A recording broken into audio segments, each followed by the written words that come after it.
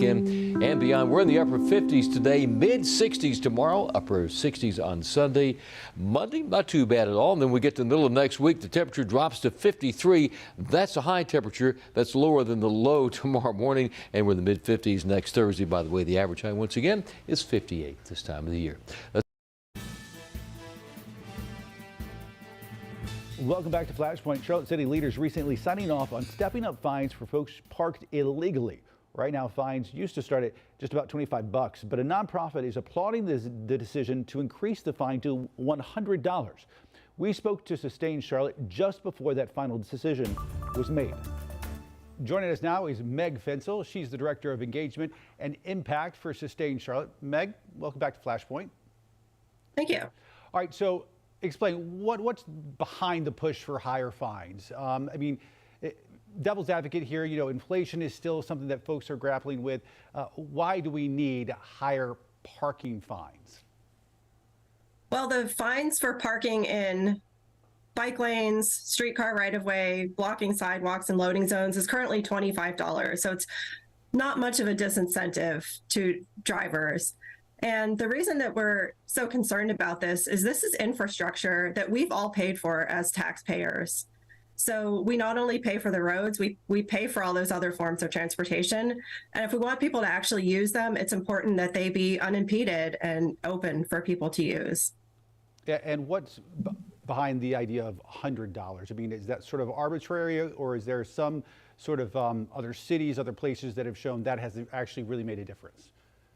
I think for most people, $25, I won't say everyone, but for many people, $25 is something that they're maybe willing to gamble with not getting a ticket, or not a big deal if they do get a ticket. But for most people, the $100 is enough of a disincentive that they would reconsider their decision to park in one of these really important areas for other forms of transportation. I feel like some folks who might be watching this, who might live in the suburbs or in other parts outside of Charlotte, maybe watch this and be like, well, what's the big deal about parking? Why does that matter? Explain why this is really a much bigger issue, not only when it comes to the city's transit and transportation plan and how we use our bike lanes and things like that, but also it's a big deal when it also comes to safety. Yes. So in Charlotte, people who walk and ride bicycles only account for 3% of street users. And that number is probably so low, partially because it is not very safe in many areas to walk and ride bikes, because there's nowhere really on our streets that's carved out as a real network to do that. But those people riding bikes and walking account for nearly a third of all traffic deaths. So they are the most vulnerable users of our streets. And Charlotte has set what's called a Vision Zero goal. That's a goal to end traffic fatalities and serious injuries on our streets. We're not going to reach that goal if the streets aren't safest for our most vulnerable street users. And also, the city of Charlotte passed a strategic mobility plan. And this is really the vision for how people will travel within Charlotte in the coming decades. We know that population growth is coming. Currently, 3 out of 4 people drive a car to work alone. And the projection is that by 2040, combined with our population growth and continuing that driving alone trend, we would need to double our road capacity if we don't shift to a 50% share of people getting to work and taking daily trips by walking, riding bikes, riding public transportation, carpooling. So we really need to rethink the way that we use our existing street space, and that we protect the rights of people to use those streets safely, whether they're driving, walking, biking, using public transportation. And currently, the streets aren't really working very well for people who are outside of a car. Because as it stands right now, you can have somebody parked illegally on, say, a street in Uptown near Trade and Tryon, and it blocks a streetcar, and then the streetcar has to wait. And you have, to your point, this whole mode of transportation that the city has paid millions and millions and millions of dollars for, all at a standstill with people on board because of one illegally parked car. That's right. You've summed it up perfectly there.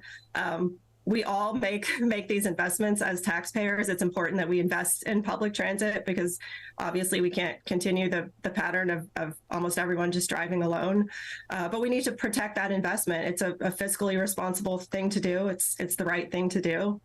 And it's the way that we're going to grow into being a really vibrant city where everyone has access to opportunities. I make the comparison, we've all invested in roads as well, and I can't just go and decide to park my car right in the middle of a lane of general purpose travel on South Boulevard and go shopping. I need to find an appropriate place to park that's not going to block the flow of traffic. So oftentimes bike lanes and sidewalks are seen as optional, but they really are an integral part of the transportation network that everybody needs to have access to. And a single blocked car on a bike lane could cause a person riding a bike to have to veer into the general purpose lane and create a very dangerous situation. And just knowing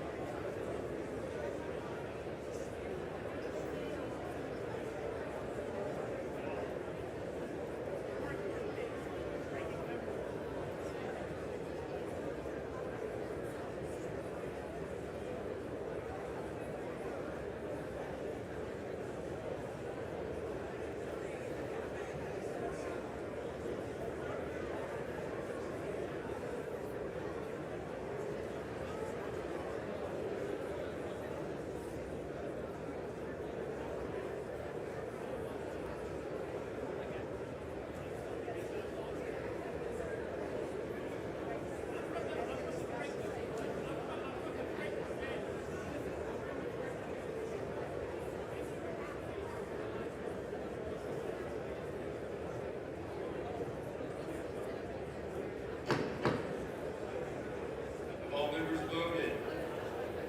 Does any member wish to change their vote?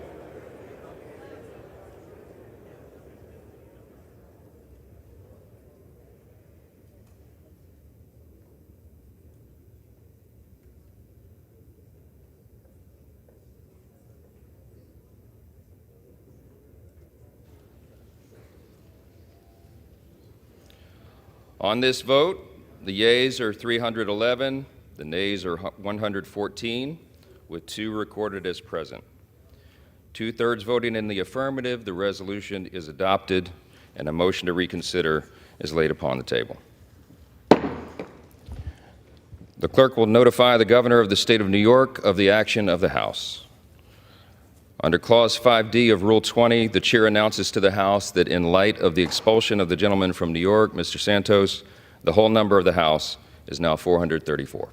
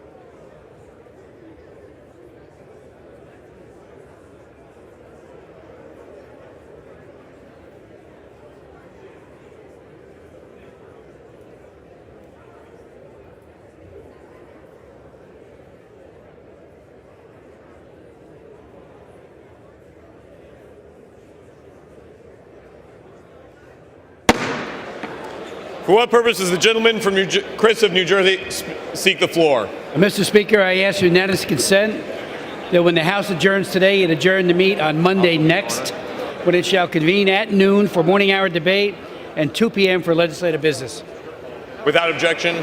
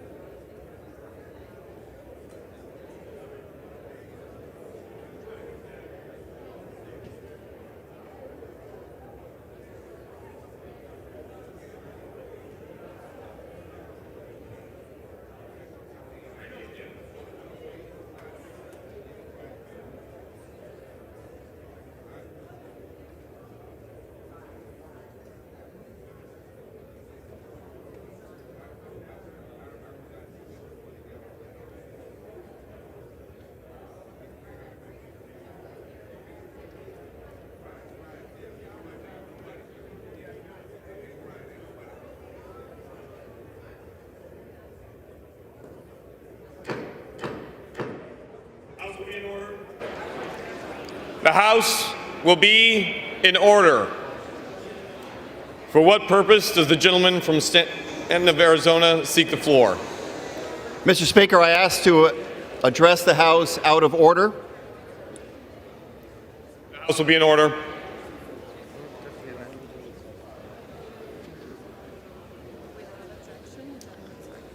Without objection, the gentleman is recognized. Mr. Speaker, this morning we lost one of our greatest Americans. And today I rise, along with my colleagues representing all of Arizona, Republicans and Democrats alike, to honor the life and legacy of the most influential Arizonan in history, Justice Sandra Day O'Connor, who passed away this morning at the age of 93. Justice O'Connor spent her life breaking down barriers in pursuit of a more just society. She blazed every trail she set foot on, defying the odds stacked against women in the legal profession to rise to become Arizona's Assistant Attorney General, our first female majority leader in the state Senate, a Maricopa County Superior Court judge, and ultimately the first female justice on the United States Supreme Court. She brought her Arizona brand of pragmatism and independence with her to the Supreme Court, and was often the swing vote on deeply consequential decisions. In the years since her retirement from the Supreme Court, I've admired her steadfast commitment to preserving our democracy through objective, fact-based, and collaborative civil discourse, through her creation of the Sandra Day O'Connor Institute, and of course through the Sandra Day O'Connor College of Law at Arizona State University. Her work will inspire future generations to follow her example to become engaged and thoughtful civil participants. And with that, I want to yield time to my colleague, Representative Debbie Lesko. Thank you, Greg. And thank you, colleagues, for standing in respect of a great woman. Not only a great woman for Arizona, but a great woman and trailblazer for all of American and all women across America. As was said, she was the first woman majority leader to serve in the Arizona Senate. She went on to be the first woman to serve as a Supreme Court justice. She stood up for truth. She stood up for justice. She's not only a wonderful woman and a representative of Arizona, but a wonderful American. And we are saddened by her passing, but she set the trail for all of us women. She was a great Republican, a great American, and we praise her each and every day. With that, I ask the House to join me in a moment of silence.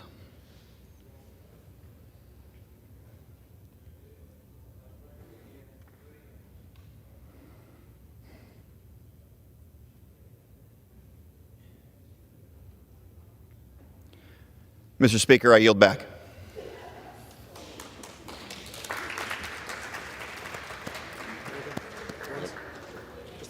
Okay. The chair will now entertain requests for 1-minute speeches. For what purpose does the gentleman from California seek recognition?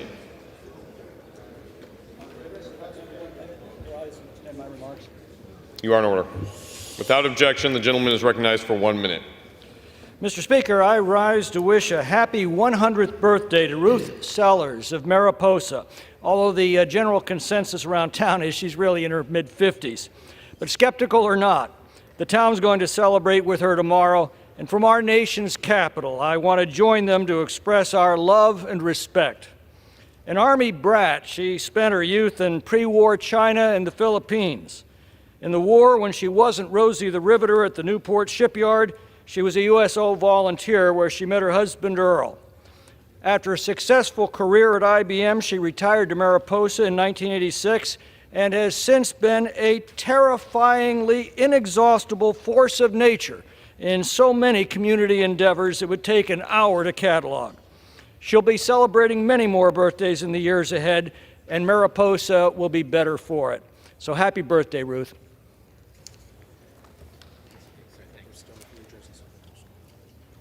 For what purpose does the gentleman from New Jersey seek recognition? Without objection, the gentleman is recognized for 1 minute.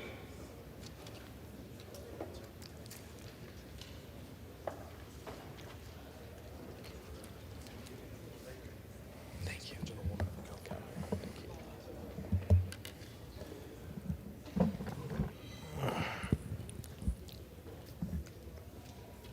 Mr. Speaker, I rise today to discuss the bipartisan efforts to make our nation's pipeline network safer.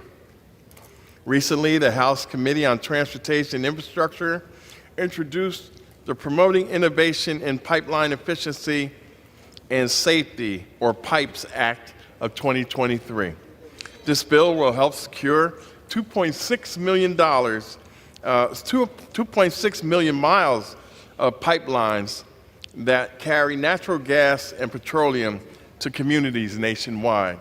It will allow the Pipeline and Hazardous Materials Safety Administration to hire more workers to monitor pipeline safety. And it creates proper protections to regulate carbon dioxide pipelines more efficiently. Also, it will promote more methods to contain greenhouse gases. In addition, the bill makes it easier for historically black colleges and universities and other minority-serving institutions to educate and develop the next generation of pipeline safety professionals. As a ranking member of Railroads, Pipelines, and Hazardous Materials Subcommittee, I applaud my colleagues for both parties for creating a bill that works for the American people. And with that, I yield back. For what purpose does the gentlewoman from California seek recognition? To address the House for 1 minute and revise and extend my remarks. Without objection, the gentlewoman is recognized for 1 minute. Thank you.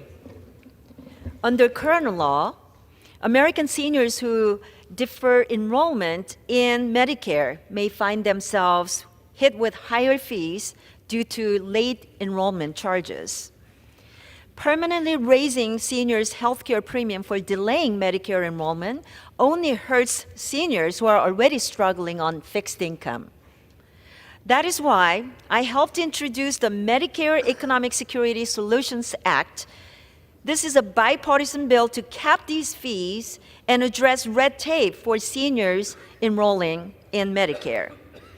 As someone who's approaching the eligibility age myself, believe it or not, protecting the benefits our seniors have earned is personal to me.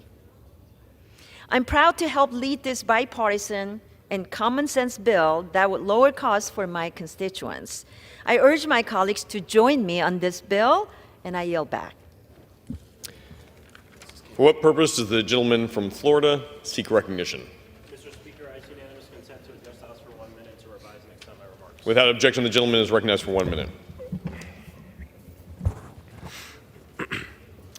Mr. Speaker, I rise today to celebrate and honor one of Orlando's legends, the first black man hired to teach at Winter Park High School, the first black administrator at Rollins College, the first black man from Orlando who was elected to the state legislature since Reconstruction, the first black chairman of the Orange County Democratic Executive Committee, and the first black legislator to pass 2 constitutional amendments, Dr. Alzo J. Reddick. A son of Central Florida, Dr. Reddick has been a tried and true tireless leader for our Orlando community, and importantly, for the advancement of our black and brown people and folks across the entire country. He was on the forefront of the fight to uplift the working class and poor folks of our community, to extend educational opportunities to students from all walks of life, and to create a world where our community knows peace, equity, and equality. Dr. Reddick paved the way for legislators like me to be where we're at today. And so today I thank him and honor him for all the work he's done for every single Floridian. I yield back. For what purpose does the gentleman from Georgia seek recognition? Ask unanimous consent to address the House for 1 minute to revise and extend my remarks. Without objection, the gentleman is recognized for 1 minute. Mr. Speaker, I rise today to congratulate William Lou Reed on being named Rankin's new fire chief. Reed started with the Rankin Fire Department in November of 2011 and has served as a firefighter, an engineer, and a captain. Lou was appointed to be the Rankin Fire Chief September the 11th after having led the department on an interim basis for 20 months. He recently received a bachelor's degree in fire administration and is working towards a master's degree in public health administration.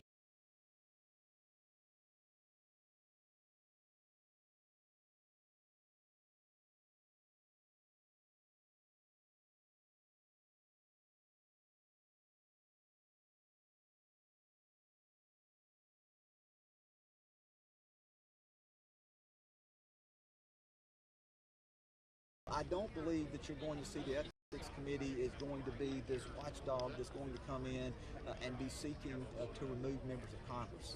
But I do think that even in light of the precedent that this case is on itself so bad on its face that the punishment that was handed down today was merited. Do you think moving forward, given how public you've been through this process as the ethics chair, that in scenarios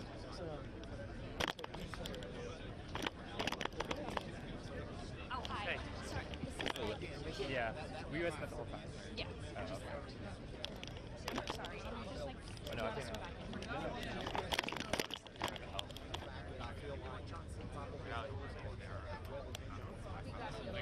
Yeah, sorry. Okay.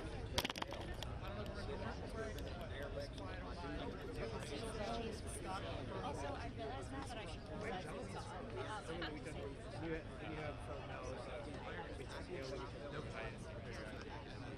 Case you won't have. Reach out to Did he? Did you, do we have that color somewhere? Did you text it to me? So I texted it. Oh.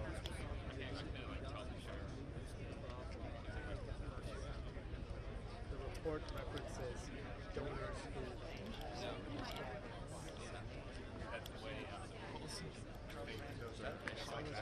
alleges that he has been pretty straightforward.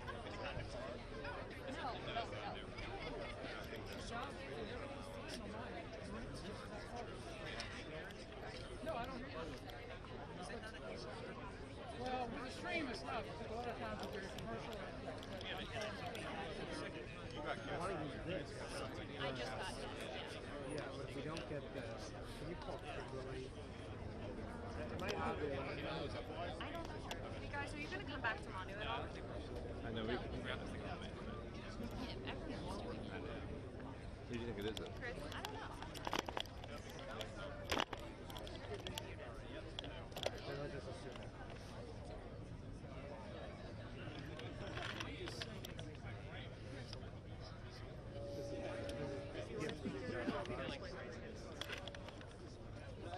You want your speech?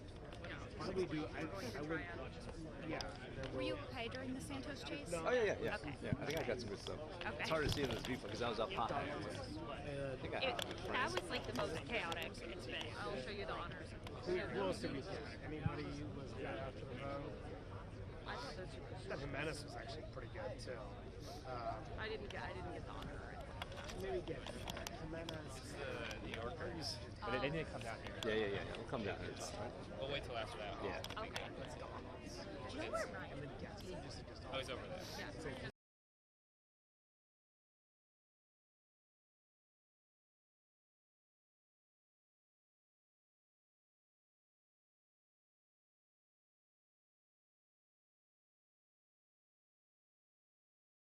Try to have the survivors.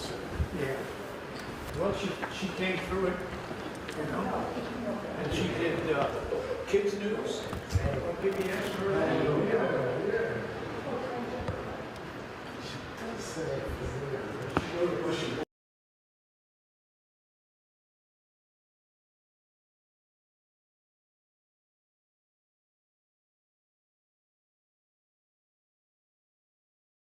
I don't know why I was about that. I didn't even see him on the board. I guess we'll find out.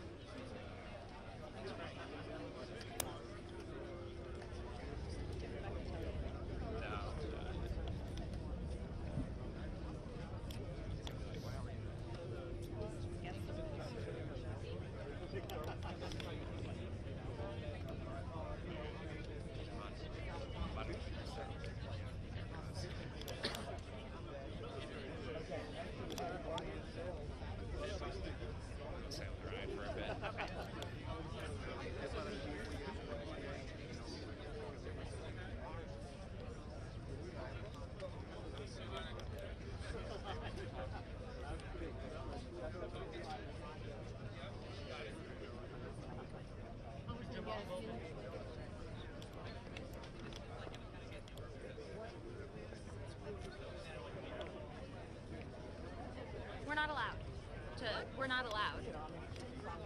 It's against the rules. And no, and they should come down. Kyle and I just talked about it. Yeah, they'll come down.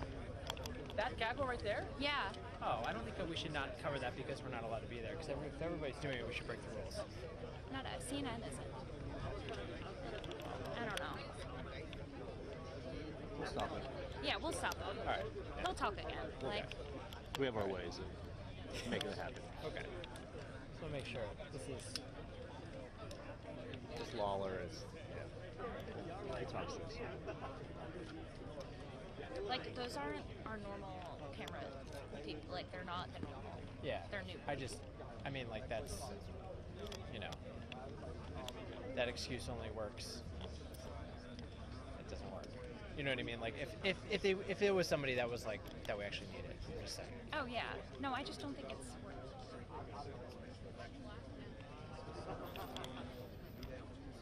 Rachel's doing live shots on the steps there. Huh? Yeah, that's.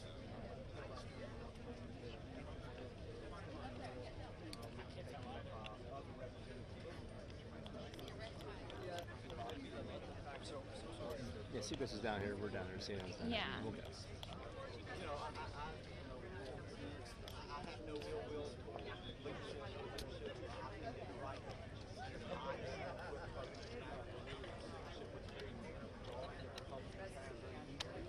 Kyle called that he would say that, so. Did you? Yeah. We'll get him. Yeah, that's it. Yeah.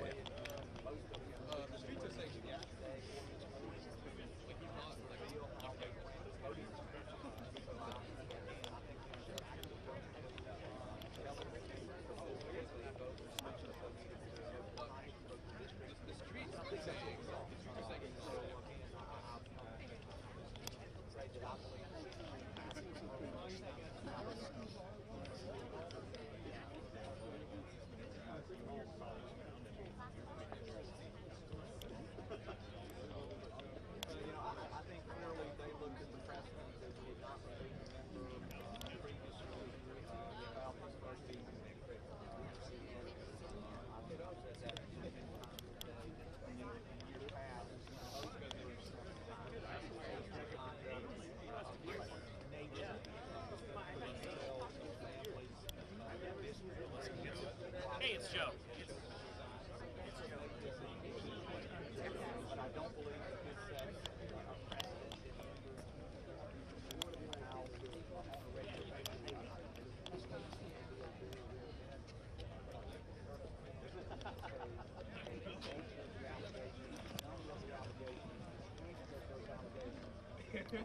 Oh, hey. Hey, what's up, man? We're waiting for them to come show. It's New York City. Oh, They're still there. Yes, hello. Hi, I just want to jump in this guy. What a data show? Yeah. What do you need? Yeah, no, it was No, it's okay. That's why I said I think afterwards. So he's going day. Yes. Yeah, basically. So, yeah. Thanks, Sato. Hey guys. Nice. News team. I walked up to Kate. I said, Kate, what's going on? I said, you don't have George Santos to kick around anymore, Kate. Exactly. Sure. Hi, Rebecca. Good morning. Look at it. The whole NBC. Sorry, I was out on the phone. I wasn't sure who. I'm so sorry the thing got knocked away. I have it in my pocket. There you go.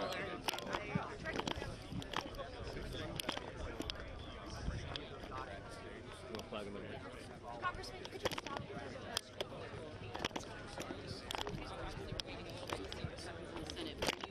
What's your feeling about whether the Speaker Johnson will bring it to the floor if it does come to a bipartisan deal? Look, the House has obviously passed aid to Israel. It's incumbent upon Senator Schumer to do something. He has a vehicle by which to do something. He should. You know, a lot of focus is always on the House. What has the Senate accomplished this year? Does anybody know? I mean, in all seriousness, the Senate has done literally nothing. So Senator Schumer, who talks a big game oftentimes, should actually do something and get to work. Do you have any reaction to George Santos just being expelled from Congress? I know that's something that you've been pushing for. General thoughts on it? Look, nobody takes any joy in this. This is obviously a somewhat historic moment, unprecedented. And that is the election of George Santos in a nutshell. Are you concerned about that? I fundamentally believe he's unfit to serve in public office, whether it was dog catcher in his local community or here in the halls of Congress. I think the voters were defrauded in New York's 3rd Congressional District. Donors were clearly defrauded. He used campaign funds for personal gain. And ultimately, you know, the ethics report was pretty damning and pretty clear and comprehensive, and you had the guilty plea of his treasurer and a campaign staffer. So this was not an issue of party. It was not an issue of the majority. It was an issue of right versus wrong, and putting the country first. He was unfit to serve. House Democrats are saying that they spent a ton of money for that district. I know how you feel about Santos, but politically, was it a mistake to kick him out?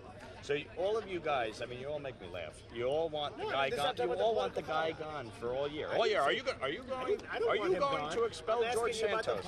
Are you going to expel George Santos every all year? And then he gets expelled, and now you're like, was this a mistake? Come on. I'm asking Look, here's the reality. Hakeem Jeffries obviously wants to do everything he can to become Speaker of the House, right?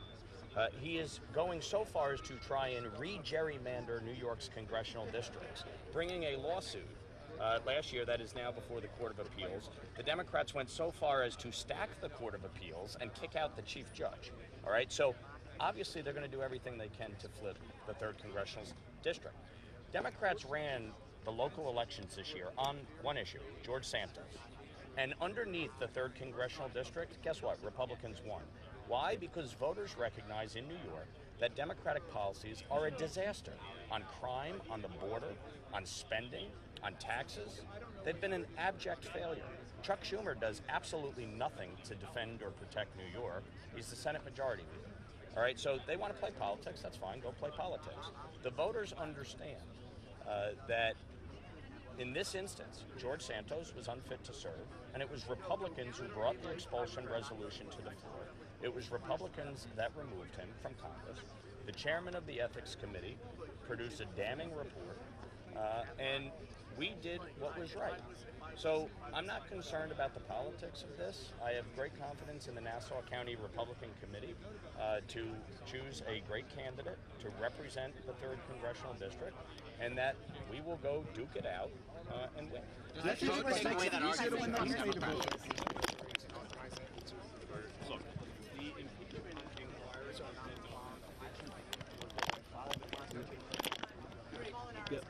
Oh, okay. Mr. Monaco, come down here. Hi. Welcome. That's the question. Flag him down. Thank you, sir. Reaction to George Santos just being expelled? I know that's something you've been pushing for. Yeah, I think the House, with overwhelming support, has established that there's a standard of conduct we intend to uphold. The American people should be gratified that we upheld it. And George Santos, after a comprehensive due process report by the Ethics Committee, ultimately concluded he is a fraud, he's a criminal, and he shouldn't be a member of Congress. And thankfully, is no longer. Are you concerned about the precedent this sets, though, that George Santos actually hasn't been convicted in a criminal criminal court. Yeah. The Constitution provides the House the right to establish its code of ethics. We conducted a bipartisan investigation. That was his due process.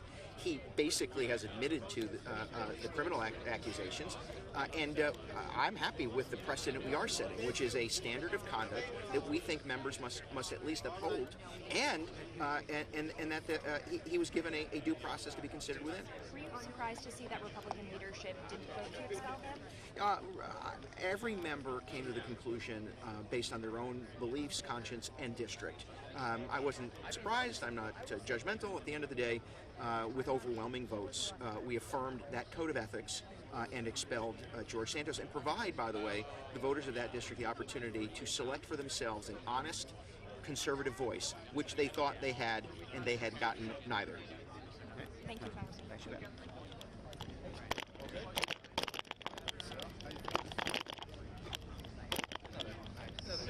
Another day in the life. we got it. Hey. Got them all. Well, I don't know. I think we did. Lori start from the top unless there's, yeah, start from the top.